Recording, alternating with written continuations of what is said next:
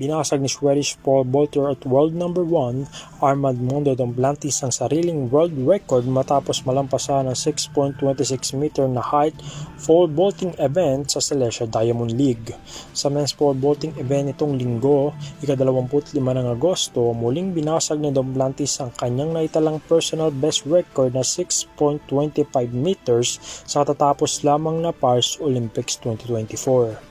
Sa buong kasaysayan ng pole vaulting event, si Duplantis ang kaisa-isang pole vaulter na nakapagtala ng 10 best world record sa iba't ibang kompetisyon sa indoor, outdoor world championship pati na rin sa Diamond League Championship, kaya ito naturing na greatest pole vaulter sa buong larangan.